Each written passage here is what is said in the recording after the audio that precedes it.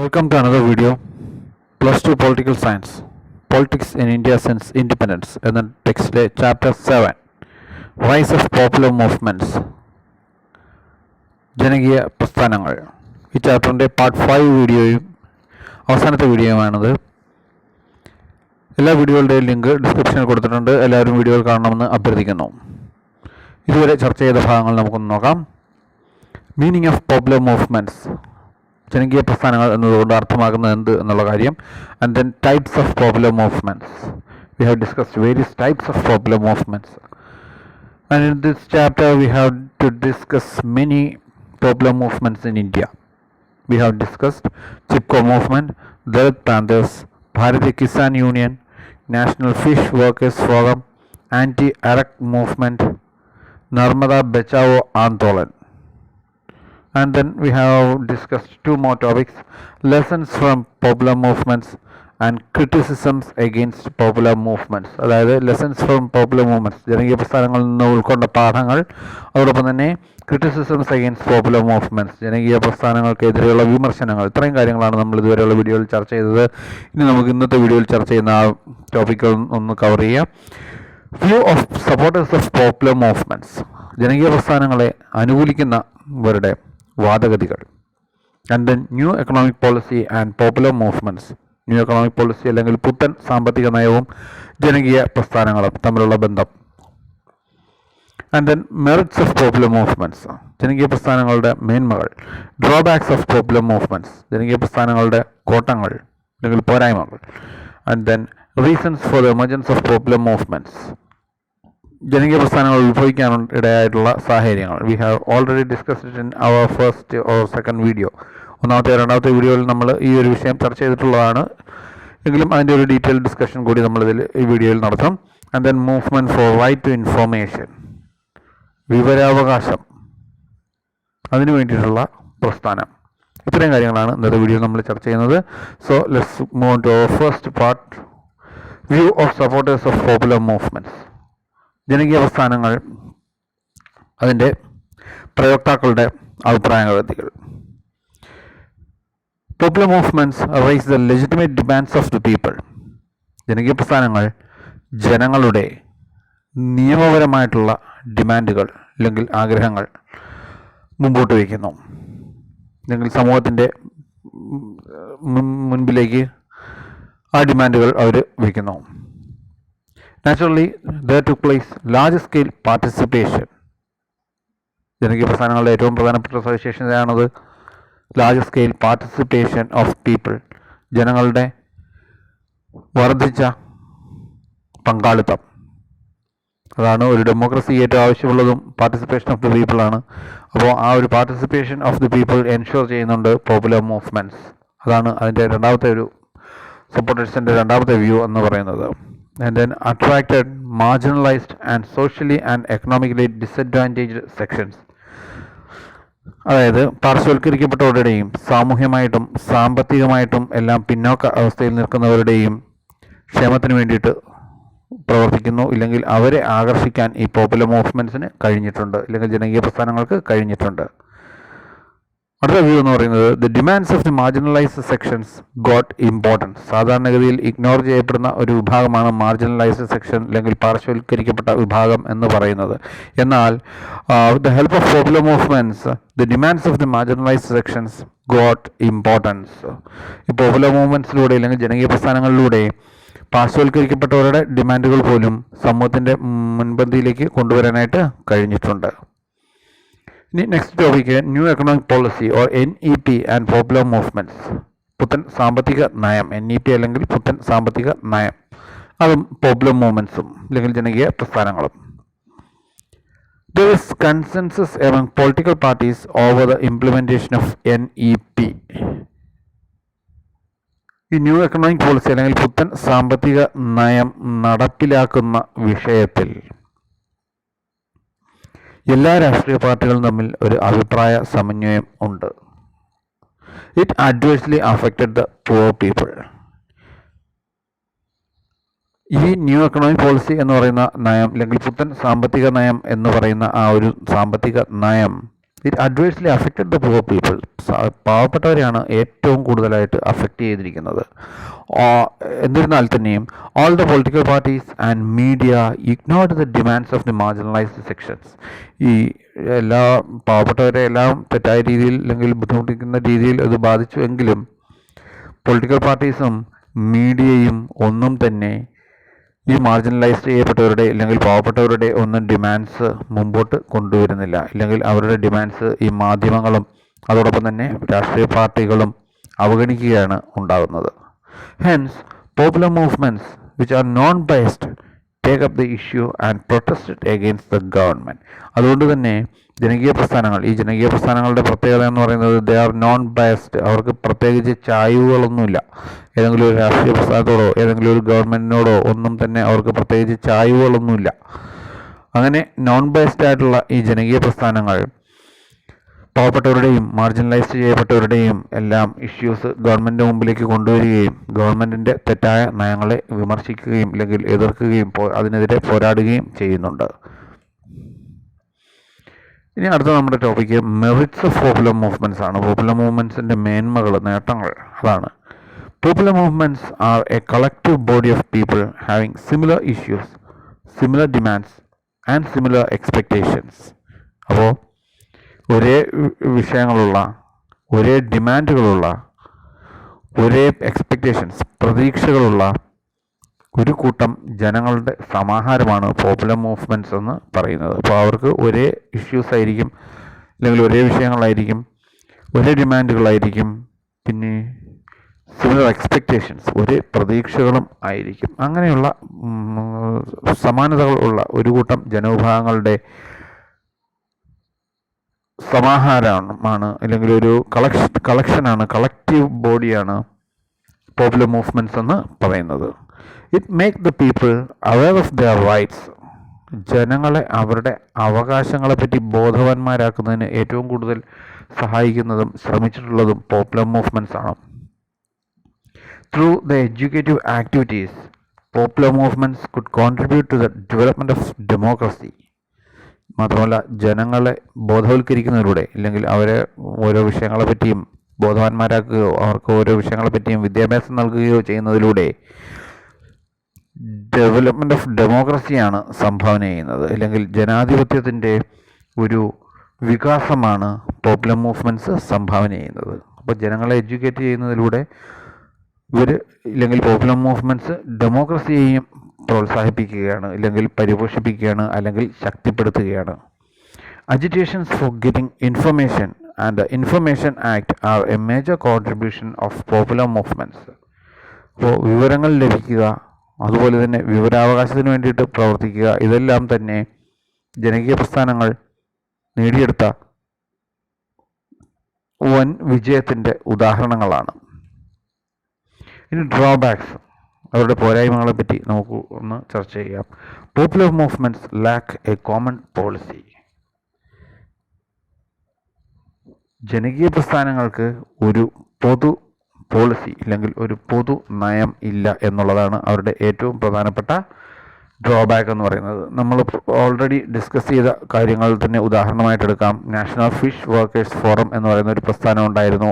അവരുടെ ഡിമാൻഡ് എന്ന് പറയുന്നത് ഫിഷർമെൻ, ആ വിഭാഗത്തിലുള്ളവരുടെ ഉന്നമനം മാത്രമാണ്.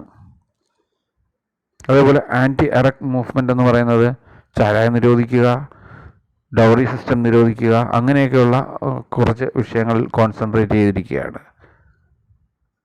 ദളിത് പാന്തേഴ്സ് എന്ന പ്രസ്ഥാനത്തിൻ്റേത് ദളിതരുടെ ഉന്നമനമാണ് അവരുടെ ലക്ഷ്യം എന്ന് പറയുന്നത്. മറ്റു വിഷയങ്ങളിലേക്ക് അവർ കടക്കുന്നില്ല.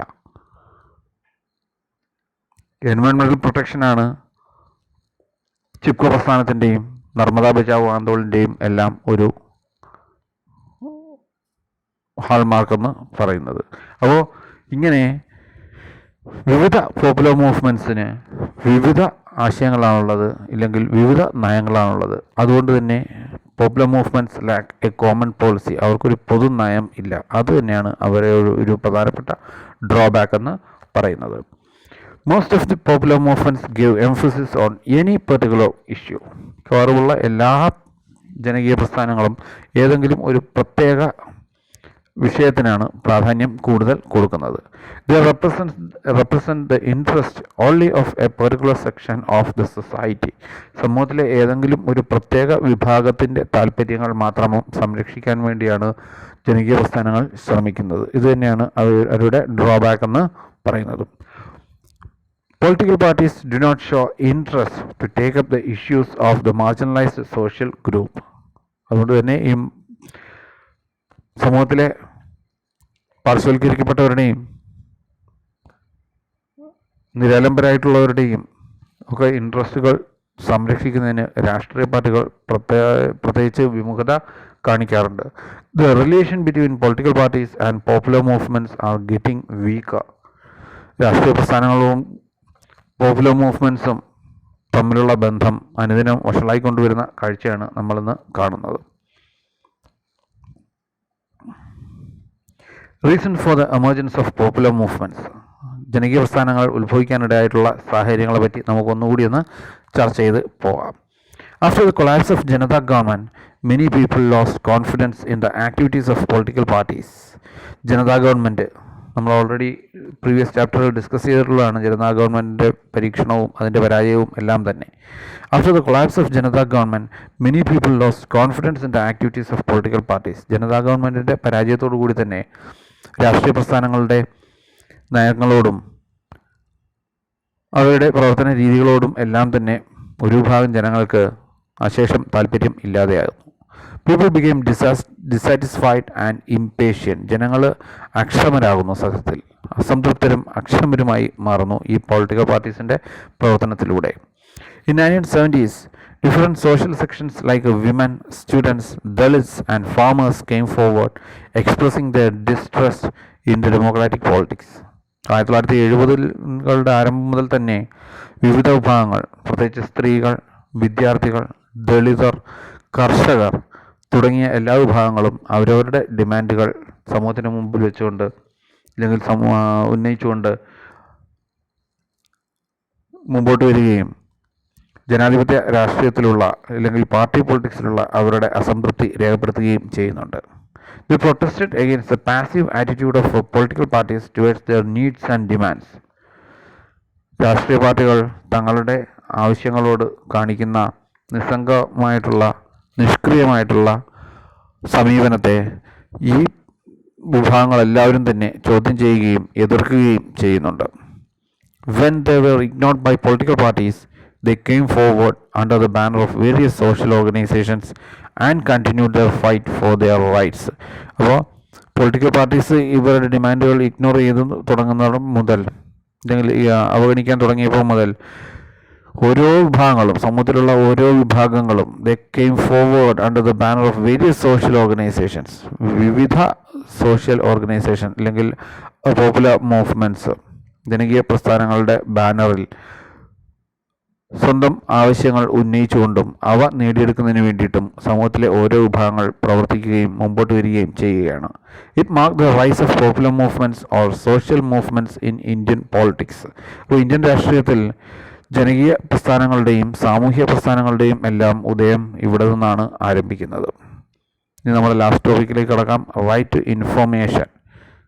ഇന്ന് ഏറ്റവും കൂടുതൽ ചർച്ച ചെയ്യപ്പെടുന്ന ഒരു ആക്റ്റാണ് അല്ലെങ്കിൽ ഒരു നയമാണ് വിവരാവകാശം എന്ന് പറയുന്നത്. അത് ഒരു പോരാട്ടത്തിൻ്റെ ഫലമായിട്ടുണ്ടായതാണ് വിവരാവകാശം എന്ന് പറയുന്ന നമ്മുടെ ഒരു അവകാശം എന്ന് പറയുന്നത്. അപ്പോൾ അതിൻ്റെ ചരിത്രത്തിലേക്കാണ് ഇനി നമ്മൾ കടക്കുന്നത്. Movement for right to information, വിവരാവകാശത്തിന് വേണ്ടിയിട്ടുള്ള പ്രസ്ഥാനം, അതിൻ്റെ ഉയർച്ചയും ആരംഭത്തെ പറ്റിയാണ് നമ്മൾ ഇനി ചർച്ച ചെയ്യുന്നത്. It began in 1990. 1990 ഇങ്ങനെ ഒരു പ്രസ്ഥാനം ആരംഭിക്കുന്നത്. began with the demand made by Mazdoor Kisan Shakti Sangadan in Rajasthan. രാജസ്ഥാനിലെ മസ്ദൂർ കിസാൻ ശക്തി സംഘടൻ എന്ന് പറയുന്ന ഒരു പ്രസ്ഥാനം മുമ്പോട്ട് വെച്ച ആശയത്തിൽ നിന്നാണ് ഇങ്ങനെയൊരു മൂവ്മെൻറ്റ് ഉണ്ടാകുന്നത് അല്ലെങ്കിൽ ഒരു പ്രസ്ഥാനം ഉണ്ടാകുന്നത്.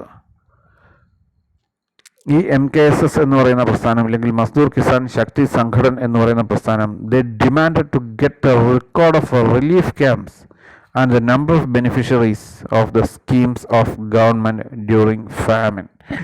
അപ്പോൾ അവരുടെ ഒരു പ്രദേശത്ത് അഴിമതിയൊക്കെ ഇങ്ങനെ നടമാടിയിരിക്കുകയായിരുന്നു സർക്കാർ മേഖലയിൽ. അപ്പോൾ ഈ ജനങ്ങൾ MKSS എന്ന് പറയുന്ന സംഘടന, അതിൻ്റെ കീഴിലുള്ള ജനങ്ങൾ they demanded to get the record of relief camps. Relief ക്യാമ്പുകളുടെ ഇല്ലെങ്കിൽ ദുരിതാശ്വാസ ക്യാമ്പുകൾ ഗവൺമെൻറ് നടത്തുന്നുണ്ടായിരുന്നു ഭക്ഷ്യക്ഷാമമൊക്കെ നേരിട്ട സമയത്ത്.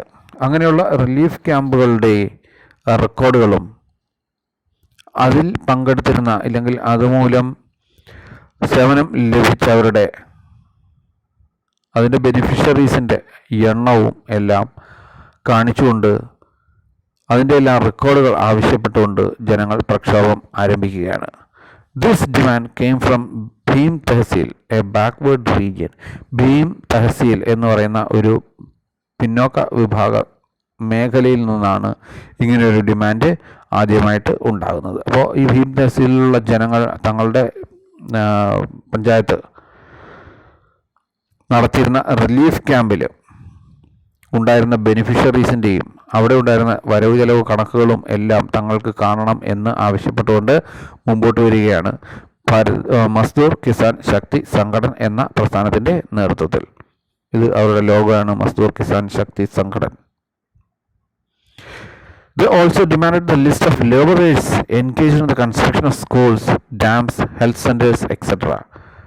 അപ്പോൾ റിലീഫ് ക്യാമ്പിൻ്റെ ദുരിതാശ്വാസ ക്യാമ്പിൻ്റെ രേഖകൾ മാത്രമല്ല ആവശ്യപ്പെട്ടത്, മറ്റ് ചില കാര്യങ്ങൾ കൂടി അവരാവശ്യപ്പെട്ടു. അതിൽ സ്കൂളിൻ്റെ നിർമ്മാണവുമായിട്ട് ബന്ധപ്പെട്ടും ഡാമുകളുടെ നിർമ്മാണവുമായിട്ട് ബന്ധപ്പെട്ടും ആരോഗ്യ കേന്ദ്രങ്ങൾ, ഹെൽത്ത് സെൻറ്റേഴ്സ്, അവയുടെ നിർമ്മാണവുമായി ബന്ധപ്പെട്ടും എല്ലാം ഉണ്ടായിരുന്ന തൊഴിലാളികളുടെയും അതിൻ്റെ വരവ് ചെലവ് കണക്കുകളുടെയും എല്ലാം കാര്യങ്ങൾ അല്ലെങ്കിൽ രേഖകൾ വേണമെന്നുകൂടി ഇവർ ആവശ്യപ്പെടുന്നു. They wanted to see the copy of bills and vouchers also. ബില്ലുകളുടെയും വൗച്ചറുകളുടെയും എല്ലാം കോപ്പിയും കാണണമെന്ന് ജനങ്ങൾ ആവശ്യപ്പെടുന്നു. They demanded this because there was huge misappropriation of funds. അപ്പോൾ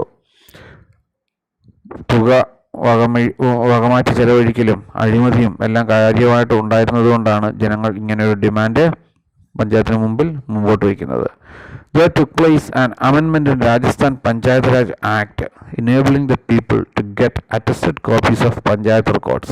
ഇതിൻ്റെ ഫലമായിട്ട് രാജസ്ഥാൻ പഞ്ചായത്ത് രാജ് ആക്ടിൽ ഒരു ഭേദഗതി വരുത്താനായിട്ട് ഗവൺമെൻറ് നിർബന്ധിതമാകുന്നുണ്ട്. ആ ഭേദഗതിയിലൂടെ that amendment enabled the people to get attested copies of Panchayat records. പഞ്ചായത്തിൻ്റെ റെക്കോർഡുകളുടെ അറ്റസ്റ്റ് ചെയ്ത കോപ്പികൾ ജനങ്ങൾക്ക് കൂടി ലഭ്യമാക്കുന്നതിന് വേണ്ടിയിട്ട് ഒരു നിയമ ഭേദഗതി വരുത്താനായിട്ട് ഗവൺമെൻറ് നിർബന്ധിതമാകുന്നുണ്ട്. It is also made compulsory that the details regarding the budget, accounts, expenses, policies and beneficiaries are to be published in the notice board and in media. മിക്കവാറുമുള്ള ഗവൺമെൻറ്റിൻ്റെ എല്ലാ വരവ് ചെലവ് കണക്കുകളുടെയും രേഖകൾ നോട്ടീസ് ബോർഡിൽ പതിപ്പിക്കണം എന്നുകൂടി വ്യവസ്ഥ ചെയ്യുന്നുണ്ട്. In 1996, MKSS formed a National Council for People's Right to Information in Delhi to give right to information the status of a national organization. അപ്പോൾ രാജസ്ഥാനിലെ കണക്കുകൾ അറിഞ്ഞതുകൊണ്ട് മാത്രം ആ സംഘടനയുടെ പ്രവർത്തനം അവസാനിപ്പിച്ചില്ല. അവർ ആ സംഘടന ദേശവ്യാപകമായ രീതിയിൽ വ്യാപിപ്പിക്കുകയാണ്.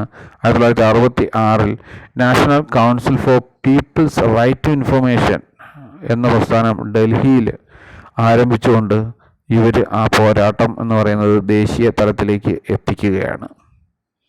In 2004, the Right to Information Bill was presented in Parliament and received the presidential assent in June 2005. അപ്പോൾ ഈ ഒരു പ്രസ്ഥാനത്തിൻ്റെ പോരാട്ടത്തിൻ്റെ ഭാഗമായി അല്ലെങ്കിൽ അതിൻ്റെ ആഫ്റ്റർ എഫക്റ്റായി അല്ലെങ്കിൽ അതിൻ്റെ റിസൾട്ടായിട്ട് 2004 റൈറ്റ് ടു ഇൻഫർമേഷൻ ബിൽ, വിവരാവകാശ ബില്ല് പാർലമെൻറ്റിൽ പാസ്സാക്കുകയും പ്രസിഡന്റ് ജൂൺ 2005 ആ ഒരു വിവരാവകാശ നിയമം ഒപ്പിട്ടുകൊണ്ട് അത് പ്രാബല്യത്തിൽ വരികയും ചെയ്യുകയാണ്. അങ്ങനെ 2005 മുതലാണ് ഇന്ത്യയിൽ വിവരാവകാശ നിയമം പ്രാബല്യത്തിൽ വരുന്നത്. അതിന് പിന്നിൽ പ്രവർത്തിച്ച സംഘടനയാണ് മസ്ദൂർ കിസാൻ ശക്തി സംഘടൻ എന്ന് പറയുന്ന പ്രസ്ഥാനം. Right to information act so that's the end of the chapter. Video എല്ലാവർക്കും ഇഷ്ടപ്പെട്ടെങ്കിൽ ലൈക്ക് ചെയ്യുക, ഷെയർ ചെയ്യുക, ഈ ചാനലൊന്ന് സബ്സ്ക്രൈബ് ചെയ്യുക. നിങ്ങളുടെ അഭിപ്രായങ്ങളും നിർദ്ദേശങ്ങളും കമൻറ്റ് ബോക്സിൽ രേഖപ്പെടുത്താവുന്നതാണ്. Let's meet again with another chapter soon. Thank you.